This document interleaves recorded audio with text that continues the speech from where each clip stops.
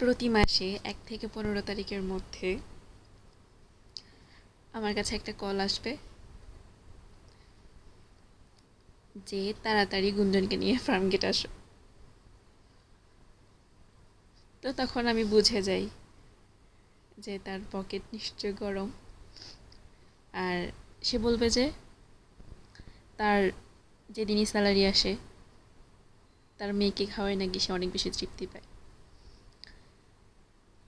যতই না করা হোক শুনবে না, কারণ সে তার রাজ্যের রাজা।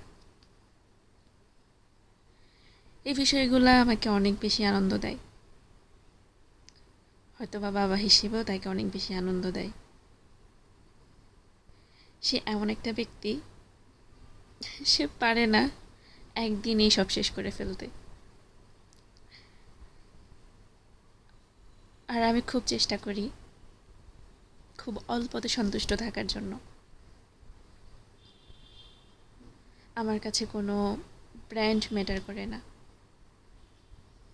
আমার কাছে ম্যাটার করে ছোট ছোট খুশি, সেটা কম দামি হোক বা বেশি দামি হোক। বেশি দামি আমার প্রয়োজন নেই, কম দামিতে আমি খুশি। কিন্তু ও চেষ্টা করে ওর সাধ্যের মধ্যে, তবেই এবারের স্যালারিতে সবটা জুড়েছিলাম খুশি আমি। রাখার। ইভেন কেনাকাটাটা আমরা আমার খুশিই জন্য থাকি। করা হয়েছিল। কী কেনাকাটা করেছি সেটা আপনাদের সাথে পরের ভিডিওতে শেয়ার করব। তো এক প্রকার বাধ্য করে কেনাকাটা করাই দিছে, তার সাথে তো সবজি বাজার ছিল। তো জোর করে হোক আর যাই হোক, কেনাকাটা করতে তো ভীষণ ভালো লাগে, আর কেনাকাটা করে দিলে মনটা এমনি খুশি হয়ে যায় যতই না না করি। আর আমাদের তো কেনাকাটা শেষ করে চা তো খেতে যেতেই হবে স্টারে। স্টারে চাটা কিন্তু ভীষণ মজা। এদিকে বাবা তার মেয়েকে নিয়ে ব্যস্ত, আর আমি চা খাওয়াতে ব্যস্ত। মেয়ের তো মিষ্টি জাতীয় খাবার এত বেশি পছন্দ, সে এখন সব খায়, জুস, কোক, কি বলবো, কোনো কিছু বাদ নাই, না করেও রাখতে পারি না।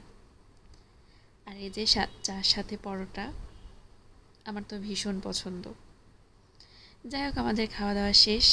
এখন কিন্তু আমার গুঞ্জন মুখটা পরিষ্কার করে নিয়েছে। সে অনেক সচেতন, কিন্তু মাঝখানে টিস্যু পেপার দিয়ে পরিষ্কার করতো না, তার হাত দিয়ে পরিষ্কার করা হতো। তো যাই হোক, এরপরে আমরা খাওয়া দাওয়া শেষ করে বাসায় চলে আসলাম। আর হ্যাঁ, সামনে কিন্তু আমাদের একটা স্পেশাল দিন আছে, আর ওই জন্য আমরা কিন্তু দুজন দুজনকে টুকটাক কিছু গিফট করেছি। আর কী গিফট করেছি সেটা আপনাদের সাথে শেয়ার করব পরের ভিডিওতে। আর এই যে এদিকে জিনিসপত্রগুলো আনার পর রান্না বসাতে হবে, কারণ রাতে রান্না করা ছিল না। আর এখন আমি রান্না করতে যাব।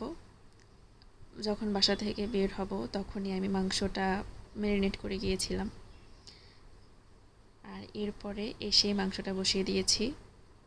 মাংস আর ডাল ভুনা ছিল, আর ভাত, এটুকুই ছিল।